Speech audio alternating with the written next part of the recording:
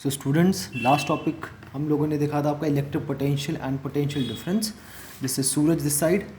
और अगर आप लोगों को कोई भी क्वेरी या कोई भी डाउट हो प्रीवियस टॉपिक्स में, तो यू कैन व्हाट्सएप at 8899151013। आपकी जो भी क्वेरीज या जो भी क्वेश्चंस हैं वो आपके वहाँ पर ले लिए जाएंगे।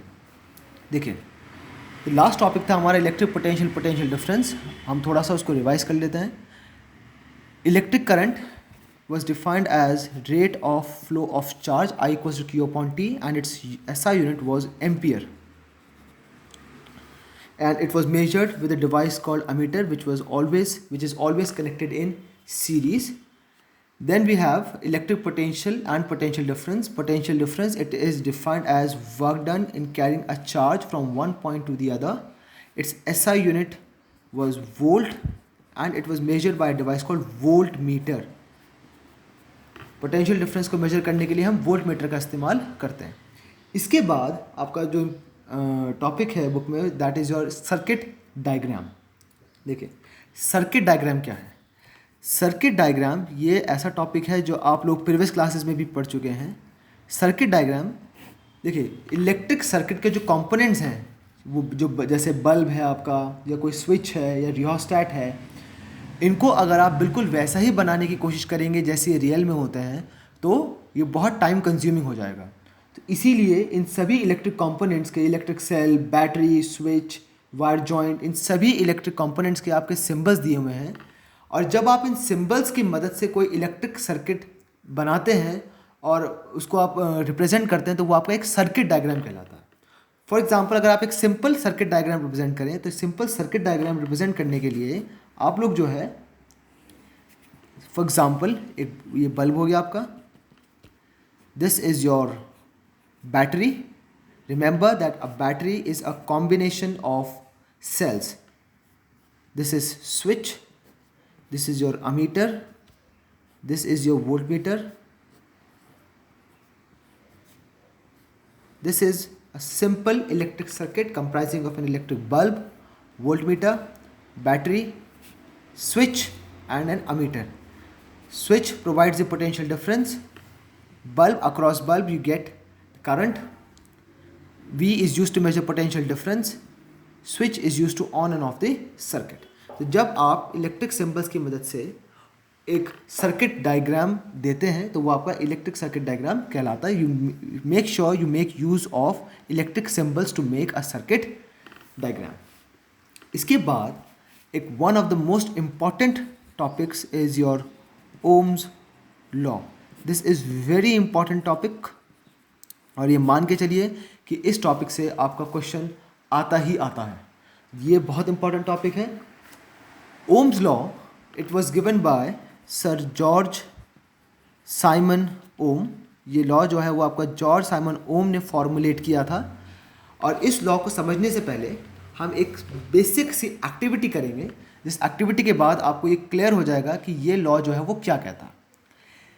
आप एक सिंपल एक्टिविटी अब हम डिज़ाइन करेंगे। सिंपल एक्टिविटी को डिज़ाइन करने के लिए एक निक्रोम वायर ले लीजिए। एक निक्रोम वायर ले लिया आपने, एक सिंपल इलेक्ट्रिक सर्किट स्टैब्लिश करना है। एक निक्रोम वायर, वोल्ट मीटर लगाइए, एक अमीटर लगा दीजिए, स्विच लगा दीजिए, और यहाँ पर आपका बैटरीज के लिए स्पेस छोड़ दीजिए। एक बैटरी, दो, एक सेल, दो सेल, तीन सेल और चार सेल। ये आपका एक सिंपल इलेक्ट्रिक सर्किट है जिसकी मदद से आप ओम्स लॉ को आसानी से समझ सकते हैं। अब आपको देखिए, आप एक चार्ट बना लीजिए जहां पर आप V और I की वैल्यूज़ को रिकॉर्ड करेंगे। यहाँ पे V और I की वैल्यूज़ को आराम से रिकॉर्ड कर सकते हैं। ये चार्ट आप बना लीजिए। अब इस एक्टिविटी क्या है, देखिए, पहले सिर्फ एक सेल लीजिए, सिर्फ एक सेल कनेक्ट करिए। Only one cell is in use. जब एक ही सेल आपका यूज़ में है, बाकी सेल यूज़ में नहीं है, सिर्फ एक सेल यूज़ है, आपने एक सेल के साथ कनेक्शन बनाया है। एक सेल लगाइए, स्विच आपका सर्किट जो है वो आपका ऑन करिए, करंट ऑन करिए सर्किट में, और V और I की रीडिंग को नोट करिए।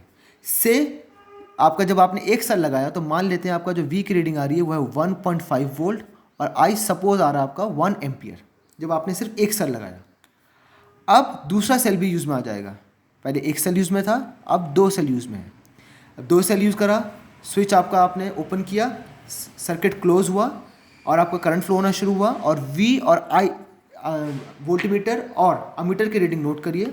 जब आप वोल्ट मीटर और अमीटर की रीडिंग नोट करेंगे तो आप देखेंगे कि V की रीडिंग इस बार बढ़कर, सपोज सभी सेल्स जो हैं वो सेम इलेक्ट्रिक पोटेंशियल कैरी करते हैं 1.5 1.5 1.5 वोल्ट ईच, सभी सेल जो है 1.5 वोल्ट ईच के हैं। तो जब आपने 2 सेल कनेक्ट किए तो 2 सेल कनेक्ट करने पर मान लीजिए जो आपका V की वैल्यू है वो आपका से 3 वोल्ट, तो आप देखेंगे कि करंट की वैल्यू भी आपका बढ़ जाएगी, मान लेते हैं से वो आ गई आपकी 2 एम्पियर।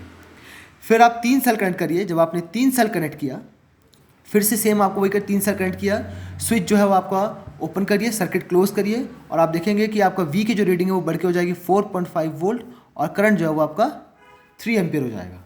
फिर आप 4 सेल यूज़ में ले आइए, चारों सेल कनेक्ट कर दीजिए एक साथ और आप देखेंगे फिर से आप स्विच को ओपन करिए, सर्किट को क्लोज करिए और आप देखेंगे V की रीडिंग हो जाएगी आपका बढ़ के 6 वोल्ट और आपका जो करंट हो जाएगा वो हो जाएगा आपका 4 एम्पियर। तो अगर आप इस टेबल को ध्यान से देखें तो आप देखेंगे जैसे जैसे आपका V बढ़ रहा है वैसे वैसे आपका I भी बढ़ रहा है।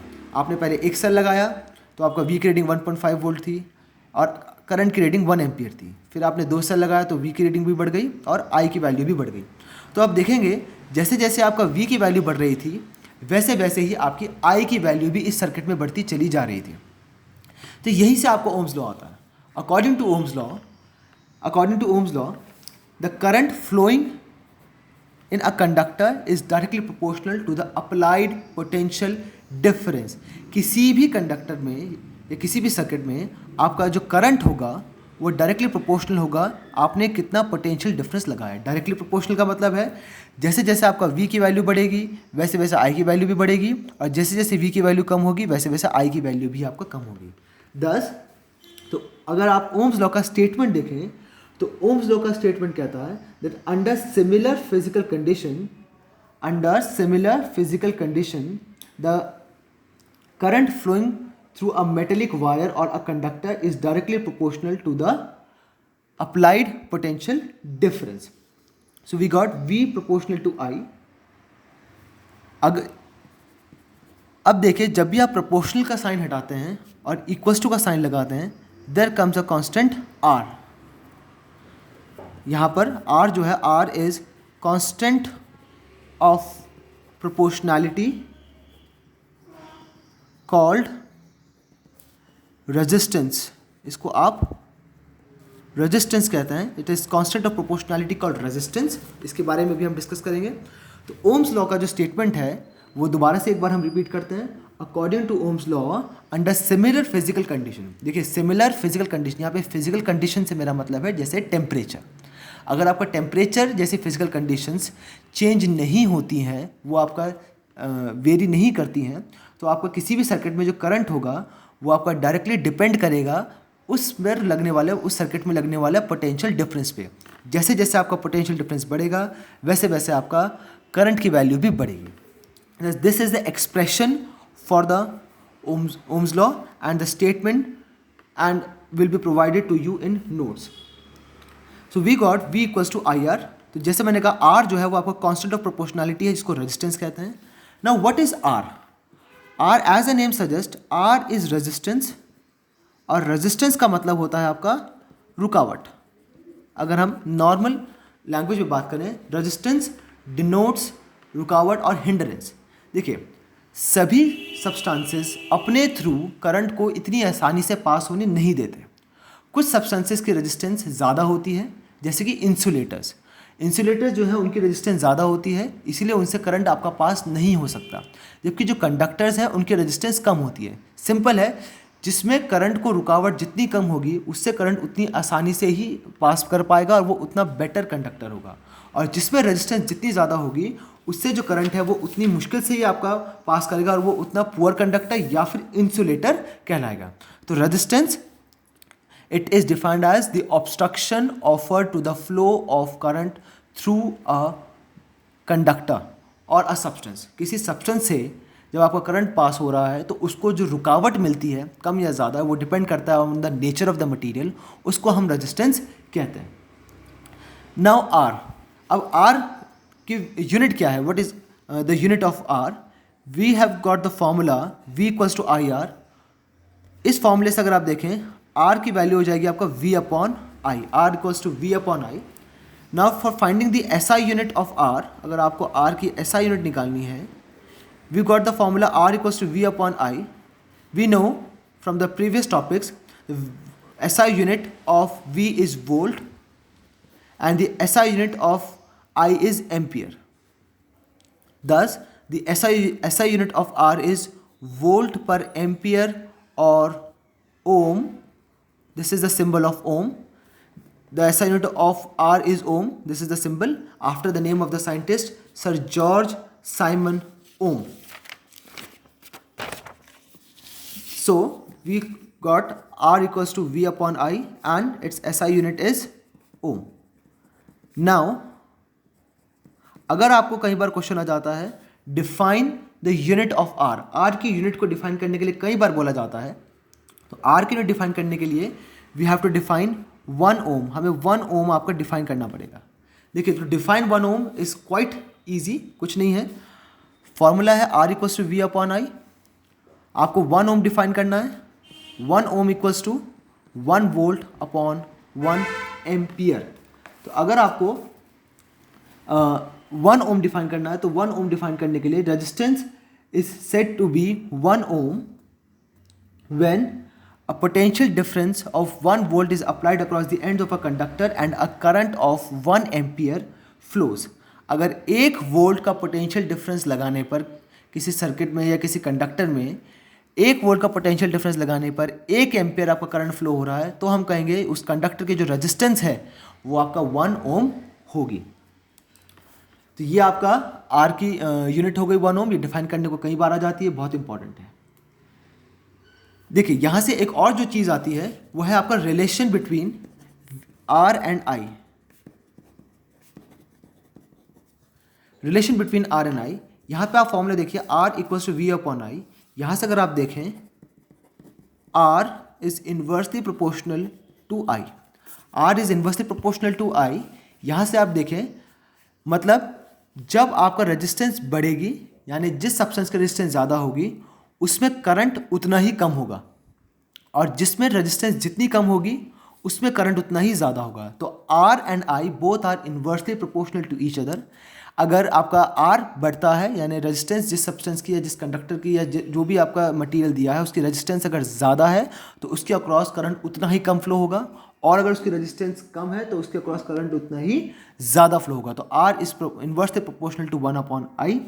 फॉर एग्जाम्पल, जैसे इंसुलेटर्स हैं, इंसुलेटर्स की जो रेजिस्टेंस है आपका वो ज़्यादा होती है. For insulators the resistance is high, so the current is nil और वेरी लेस.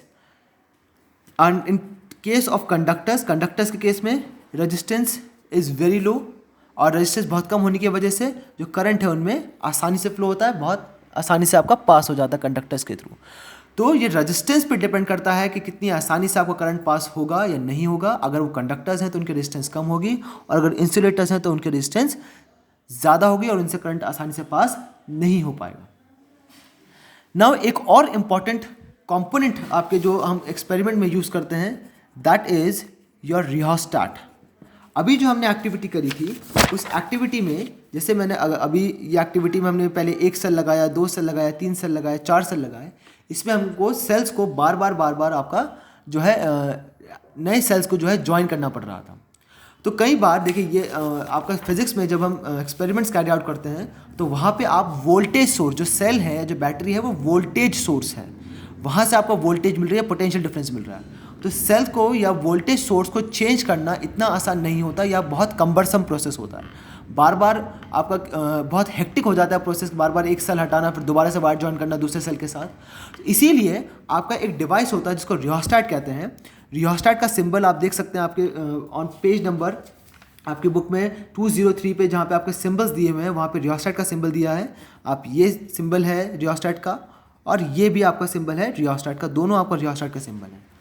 रियोस्टैट जो है वो आपका वो डिवाइस है जो कि आपका सर्किट में करंट की वैल्यू को बढ़ाने या घटाने का काम करता है बिना वोल्टेज सोर्स को चेंज किए. बिना वोल्टेज सोर्स को चेंज किए अगर आपको सर्किट में करंट को बढ़ाना या घटाना है तो आप रियोस्टेट का इस्तेमाल करते हैं। इट इज़ बेसिकली आपका एक सिलेंड्रिकल कॉइल जैसा ये आपका होता है, जिसमें वायर जो है, एक वायर जो है वो आपको कॉइल होती है, it has legs attach to it, इसमें लेग्स आपके होते हैं, सॉरी प्रॉपर्ली मैं नहीं बना पाया, और आपका एक जॉकी जो है, एक राइडर जो है उसके ऊपर लगाया होता है। इस वायर की लेंथ के हिसाब से आपका ये जो वायर आपका कॉइल होती है इसके ऊपर, इस वायर की लेंथ के हिसाब से आपका सर्किट में जो रेजिस्टेंस है वो बढ़ाई या घटाई जाती है, और करंट को जो है वो आपको बढ़ाया घटाया जाता है बिना आपका वोल्टेज सोर्स को चेंज किए। मैं अगेन आई रिपीट, जो रियोस्टेट है वो आपका सर्किट में करंट की वैल्यू को बढ़ाने या घटाने का में लाया जाता है बिना वोल्टेज सोर्स को चेंज किए। इंपॉर्टेंट डिवाइस है, जनरली यूज़ होता है, जब आप देखेंगे, जब आप लैब्स में एक्सपेरिमेंट कैरी आउट करेंगे तो वहाँ पे इसका यूज़ किया जाता है। Now is next topic is factors on which resistance depends. अभी जो वायर की रेजिस्टेंस है वो किन किन फैक्टर्स पे आपका डिपेंड करती है, इसको समझने के लिए हम एक एक्टिविटी, आपका बुक में भी आपकी एक्टिविटी दी है, उस एक्टिविटी से आसानी से समझा जा सकता है कि जो रेजिस्टेंस है वो आपका किन किन फैक्टर्स पर डिपेंड करती है। अगेन एक सिंपल इलेक्ट्रिक सर्किट स्टैब्लिश करिए, एक सिंपल इलेक्ट्रिक सर्किट आपको स्टैब्लिश करना है, और उस इलेक्ट्रिक सर्किट को स्टैब्लिश करने के लिए आप सिंपल बैटरी लगा दीजिए, ये स्पेस खाली छोड़ दीजिए यहाँ पर, और अमीटर लगा दीजिए और की लगा दीजिए। आपको वोल्ट मीटर की ज़रूरत नहीं है, क्योंकि यहाँ पर आपका हमको वोल्टेज को मेजर नहीं करना है, तो आपको सिर्फ अमीटर की ज़रूरत है और की ज़रूरत है। देखिए ये हो गया आपका बैटरी, अमीटर, की, और ये दो पॉइंट्स हो गए ए एंड बी। इन दो पॉइंट्स के बीच आप अलग अलग वायर्स जिनकी थिकनेस और लेंथ अलग अलग होगी उनको कनेक्ट करेंगे, और आप देखेंगे कि किस तरीके से आपका जो रेजिस्टेंस है, किस तरीके से जो रेजिस्टेंस की वजह से आपका जो करंट है सर्किट में वो आपका वेरी करेगा। सबसे पहले एक निक्रोम वायर लीजिए जिसकी लेंथ मान लेते हैं हम L, एक L लेंथ की निक्रोम वायर लीजिए और उसको कनेक्ट करिए, स्विच जो है वो आपका ओपन करिए, सर्किट क्लोज करिए और नोट करिए कि करंट की वैल्यू कितनी आई है। आपने पहले एक निक्रोम वायर ली, remember nichrome it is an alloy of nickel and chromium. Nichrome जो है वो निकल और क्रोमियम का एक अलॉय है, वो ये आपका रजिस्टर्स बनाने के काम में लाया जाता है। इसकी वायर को आपने कनेक्ट किया between points A and B, जिसकी लेंथ हम मान लेते हैं L, और करंट को नोट करिए। इसके बाद आप एक और वायर कनेक्ट करिए जो कि निक्रोम से बनी होगी, जिसकी थिकनेस सेम होगी लेकिन लेंथ डबल होगी, 2L। डबल लेंथ की वायर को ए और बी पॉइंट के बीच में कनेक्ट करिए। मटेरियल सेम है, निक्रोम मटेरियल चेंज नहीं हुआ, सिर्फ आपने उसकी लेंथ डबल कर दी, पहले L थी अब 2L हो गई, और नोट करिए कि करंट कितना आ रहा है। आप देखेंगे जो करंट है वो आपका कम हो जाएगा। थर्ड आप करिए, आप कॉपर वायर लीजिए, आप एक कॉपर वायर ले लीजिए और उस कॉपर वायर को कनेक्ट करिए। अगर आपने निक्रोम वायर हटा दी और कॉपर वायर को कनेक्ट किया और करंट नोट करिए, आप देखेंगे कि जब आपने कॉपर वायर लगाई तो कॉपर वायर लगाने पर आपको जो करंट की वैल्यू है वो बढ़ गई। यहाँ पे आप लेंथ सेम रखिए, कॉपर वायर की लेंथ भी L रखिए, और आप जो है उसको कनेक्ट करिए between points A and B और नोट करिए कि आपको करंट कितना आ रहा है। आप देखेंगे जो करंट की वैल्यू है वो ज़्यादा आएगी। इसके बाद आप एक और वायर कनेक्ट करिए निक्रोम की, जिसकी लेंथ सेम है लेकिन थिकनेस डबल हो जाएगी। एक थिक वायर जो है वो निक्रोम की आप कनेक्ट करिए between points A and B. पहले आपने एक पतली वायर कनेक्ट करी जिसकी लेंथ थी L, फिर आपने एक लंबी वायर कनेक्ट करी जिसकी लेंथ थी डबल L लेकिन थिकनेस उतनी थी, फिर आपने कॉपर वायर कनेक्ट किया, और अब आपने एक निक्रोम वायर, वही सेम L लेंथ की निक्रोम वायर कनेक्ट करी लेकिन इसकी थिकनेस जो है वो ज़्यादा है। अब आप देखें, आप इसको कनेक्ट करिए। जब आपने निक्रोम वायर कनेक्ट करी है जिसकी थिकनेस ज़्यादा है between points A and B, तो आप देखेंगे जो करंट की वैल्यू है वो बढ़ जाएगी। तो जब आप ये एक्टिविटी कैरी आउट करेंगे तो आप 2-3 चीज़ें यहाँ पे नोट करेंगे। जो पहली चीज़ आप नोट करेंगे वो ये है कि जब आपने लेंथ डबल करी तो लेंथ डबल करने पर आपका करंट कम हो गया। करंट कम होने का रीज़न ये था कि जब आपने लेंथ डबल करी तो वायर की रेजिस्टेंस बढ़ गई। दस first factor is length of conductor और wire. The resistance of a conductor is directly proportional to its length. जो रेजिस्टेंस है कंडक्टर का वो डायरेक्टली प्रोपोर्शनल है लेंथ के, यानी अगर लेंथ बढ़ती है तो आपका रेजिस्टेंस भी बढ़ती है. इसको आप ऐसे समझ सकते हैं, पहले लेंथ है आपका L और फिर आपने लेंथ डबल कर दी 2L. पहले जब लेंथ L थी तो इलेक्ट्रॉन्स को A पॉइंट से B पॉइंट तक पहुंचने में आपका ज़्यादा समय नहीं लग रहा था और कोलिजन्स भी कम थे. इलेक्ट्रॉन्स और दूसरे जो पार्टिकल्स थे उनके बीच में कोलिजन्स कम थे, तो इलेक्ट्रॉन्स जल्दी A से B तक पहुंच जा रहे थे. लेकिन लेंथ जब आपने डबल कर दी तो अब इलेक्ट्रॉन्स को ज़्यादा समय लग रहा है A पॉइंट से B पॉइंट तक पहुँचने में, ड्यू टू ज़्यादा कोलिजन्स हो रहे हैं. क्योंकि ज़्यादा कोलिजन्स हो रहे हैं तो इसलिए आपका उनको ज़्यादा समय लग रहा है, तो रजिस्टेंस बढ़ रही है. तो the very first factor is length of the conductor. The resistance of a wire is directly proportional to the length of the conductor. As length increases, resistance also increases, due to which current decreases. Remember, if resistance increases, the current will decrease simultaneously. Second factor is area of cross section. The resistance of a wire is inversely proportional to the area of cross section. यहाँ पे area of cross section से मेरा मतलब है the thickness of the wire. This is the area of cross section. आपने एक thick wire ली और एक thin wire Lee of same length, और आपने जब इनसे बैटरीज को कनेक्ट किया तो आप देखेंगे कि थिक वायर से आपका थिक वायर जब आपने कनेक्ट करी तो आपको इलेक्ट्रॉन्स ज़्यादा आसानी से पास करेंगे, तो वहाँ पे करंट ज़्यादा होगा. और जब आपने थिन वायर कनेक्ट करी तो वहाँ पे आपको जो इलेक्ट्रॉन्स हैं उनमें ज़्यादा कोलिजन्स होंगे, जिस वजह से आपका इलेक्ट्रॉन्स जो हैं वो जो करंट है वो आपका कम हो जाएगा. इसको आप ऐसे भी समझ सकते हैं कि आपका अगर एक ब्रॉड रोड है, एक आपका चौड़ी रोड है और एक आपका पतली रोड है, तो ब्रॉड रोड में आपका जो डेंसिटी है वो कम होने की वजह से जो इलेक्ट्रॉन्स के कोलिजन्स हैं वो कम होते हैं, जिस वजह से आपका इलेक्ट्रॉन जो है वो आप समझ सकते हैं जो एक एंड से दूसरे एंड तक पहुंचना आसान होता है. लेकिन एक नैरो रोड में आपका डेंसिटी ज़्यादा होने की वजह से कोलिजन ज़्यादा होते हैं और आपको एक जगह से दूसरे तक पहुंचने में ज़्यादा समय लगेगा. वैसे सेम इलेक्ट्रॉन्स के साथ भी है. एक एंड से दूसरे एंड तक पहुंचने में अगर वायर थिक होगी तो वायर थिक होने की वजह से कोलिजन्स कम होंगे इलेक्ट्रॉन्स के, और इलेक्ट्रॉन्स के कोलिजन जब कम होंगे तो आसान होगा उनका एक एंड से दूसरे एंड तक पहुंचना. तो थिक वायर में रेजिस्टेंस कम होती है और थिन वायर में रेजिस्टेंस ज़्यादा होती है. Thus resistance of a wire is inversely proportional to the area of cross section. Third factor was nature of material. इस पर भी डिपेंड करता है कि आपका मटेरियल कौन सा आप यूज़ कर रहे हैं. इंसुलेटर्स है, कंडक्टर है, क्या है. देखिए, नेचर ऑफ मटेरियल पे भी बहुत डिपेंड करता है. अगर जाहिर सी बात है अगर आपका इंसुलेटर्स हैं तो इंसुलेटर्स जो होंगे उनकी रेजिस्टेंस बहुत ज़्यादा होती है तो आपका करंट पास ही नहीं हो पाएगा. उनमें कोलिजन्स बहुत ज़्यादा होते हैं, they will not allow electrons to move through them. तो इस पर भी डिपेंड करता है कि नेचर ऑफ मटेरियल कौन सा है. जो आपके कंडक्टर्स हैं they generally have low resistance, और जो आपके इंसुलेटर्स होते हैं they generally have high resistance. तो यहाँ पे आपका फर्स्ट टू फैक्टर्स देखिए, resistance is directly proportional to L and resistance is inversely proportional to area of cross section. These are the first and second equations. Combining 1 and 2, if we combine 1 and 2, R proportional to L and R proportional to 1 upon A, we get R proportional to L upon A. R जो है वो आपके L upon A के proportional आ जाएगा. जब आप यहाँ पर प्रोपोर्शनल का साइन हटाएंगे तो again there comes a constant rho. Here rho, this is called rho. It is constant of proportionality called resistivity. इसको हम resistivity कहते हैं. R proportional to L, R inversely proportional to 1 upon A. Combining both of these, we get R proportional to L upon A. जब आप proportional का sign हटा के equals to sign लगाएंगे there comes a constant rho. है rho is constant of proportionality called resistivity. So we got the formula R equals to rho L upon A.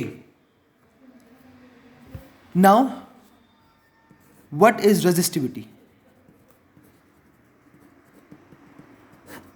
Resistivity, it is a characteristic property of a material. Resistivity जो है वो आपका किसी भी material की characteristic property है और ये आपका सिर्फ और सिर्फ मटेरियल ऑफ द कंडक्टर या सब्सटेंस का जो मटेरियल है उस पर डिपेंड करती है रेजिस्टिविटी।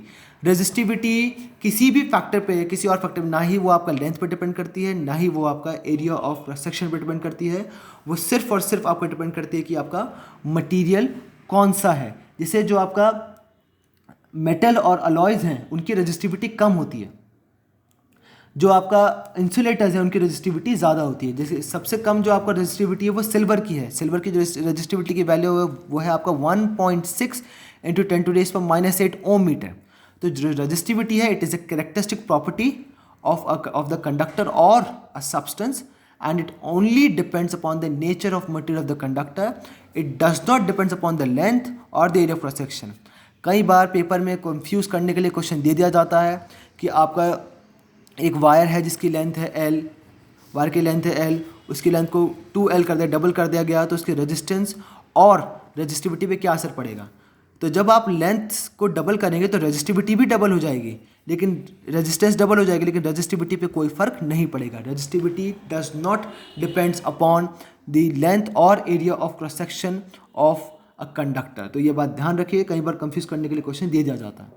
अलॉयज़ की जो रेजिस्टिविटी है वो आपका जो अलॉयज़ की जो रेजिस्टिविटी वो 10⁻⁻8 to 10⁻⁻6 ओम मीटर के आसपास होती है। इनकी रेजिस्टिविटी कंडक्टर्स जैसे सिल्वर, कॉपर के जितनी कम नहीं होती और इंसुलेटर्स के जितनी ज़्यादा भी नहीं होती।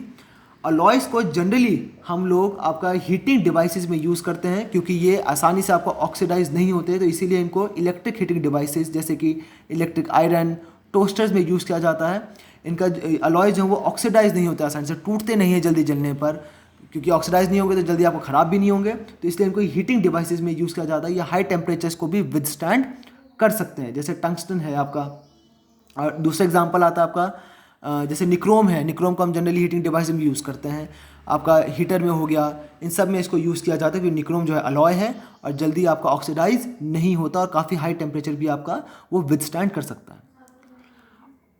और ऐसे सब्सटेंस जिनकी हाई रेजिस्टिविटी का हम फ़ायदा उठाते हैं वो है आपका टंगस्टन। टंगस्टन जो है वो आपका इलेक्ट्रिक बल्ब में यूज़ किया जाता है क्योंकि उसकी रेजिस्टिविटी थोड़ी ज़्यादा होती है और ज़्यादा होने की वजह से उसका वो जो है वो आपका ग्लो करता है और आपका लाइट जो है वो आपका एमिट करता है। ये था आपका रेजिस्टिविटी। अब रेजिस्टिविटी को एक और तरीके से भी आपका डिफाइन किया जा सकता है। देखिए, we have got the formula R equals to ρL/A।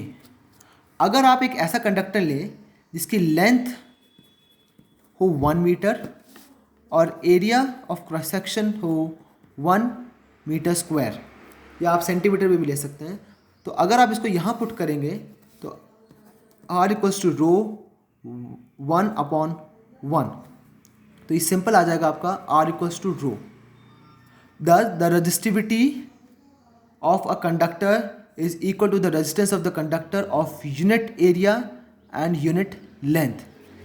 किसी भी कंडक्टर की रेजिस्टिविटी उसके रेजिस्टेंस के बराबर होती है तब जब उस कंडक्टर की यूनिट लेंथ हो और unit area of cross section हो। तो अगर आप कोई एक ऐसा कंडक्टर ले रहे हैं जिसकी यूनिट लेंथ है और unit area of cross section है, उस केस में उसकी जो रेजिस्टेंस, उसकी जो रेजिस्टिविटी है वो उसके रेजिस्टेंस के बराबर होती है। अब आपको 2-3 चीज़ें आती हैं, रेजिस्टर, पुअर कंडक्टर और गुड पुअर कंडक्टर, कंडक्टर और रेजिस्टर।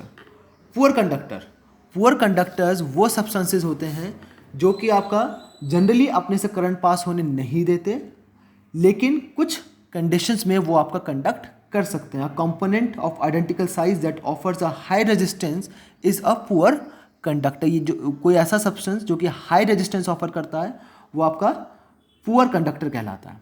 फिर आते हैं आपके इंसुलेटर्स जो कि पुअर कंडक्टर से भी ज़्यादा हाई रेजिस्टेंस ऑफर करते हैं, उनको हम इंसुलेटर्स कहते हैं। इंसुलेटर्स और पुअर कंडक्टर्स में क्या डिफरेंस है देखिए, इंसुलेटर्स कभी कंडक्ट नहीं करते, लेकिन poor conductors can conduct under certain conditions. कुछ कंडीशंस में आपका पुअर कंडक्टर्स कंडक्ट कर सकते हैं, लेकिन इंसुलेटर्स आपका कंडक्ट नहीं करेंगे। गुड कंडक्टर्स क्या होता है, a conductor of a given size that offers a low resistance is called a good conductor. एक ऐसा कंपोनेंट जिसकी रेजिस्टेंस कम होती है, जिससे करंट आसानी से पास हो सकता है, उसको हम गुड कंडक्टर कहते हैं। फिर आता है आपका resistor. Resistor it is basically, resistors जो है एक given component of a given size that have some appreciable resistance. एक ऐसा कंपोनेंट जिसकी कुछ एप्रिशिएबल रेजिस्टेंस, एक फिक्स रेजिस्टेंस होती है, जैसे फॉर से 2 ओम, 3 ओम, 4 ओम। तो एक ऐसा वायर आप मान लीजिए, एक ऐसा कंडक्टर मान लीजिए जिसकी कुछ सर्टेन रेजिस्टेंस होती है, फिक्स होती है रेजिस्टेंस 2 ओम और 3 ओम, उसको आप रजिस्टर कहते हैं। They are generally use to carry out experiments of electricity, वो जो आप अगर आगे देखेंगे। तो ये जो आपके टॉपिक जो थे, आज हमने आपका जो टॉपिक्स थे, उस टॉपिक में आपका हमने रेजिस्टेंस के बारे में पढ़ा, हमने रेजिस्टिविटी के बारे में पढ़ा। Resistance it is defined as the obstruction offer to the flow of current. It depends upon 3 factors: the length, the area of cross section, and the nature of material. Then we have resistivity. The resistivity of a conductor is equal to its resistance when it has unit length and unit area of cross section. Then we got to know about conductors, insulators and resistors. देखिए, तो यहाँ पर आपका insulators, conductors, resistivity, ये topics आपके cover होते हैं। अगर किसी को भी कोई डाउट हो तो वो आपका 8899151013 इस नंबर पे व्हाट्सएप करके अपने डाउट्स आपको क्लियर कर सकते हैं। इसके बाद आपका बहुत इंपॉर्टेंट टॉपिक अगर सीरीज़ एंड पैरेलल कनेक्शन, जो कि कम्प्लीटली नया होगा आप लोगों के लिए, उसको हम नेक्स्ट क्लास में देखेंगे। आपकी जो भी क्वेरीज हैं, kindly send us to the number as I have given you earlier. Thank you.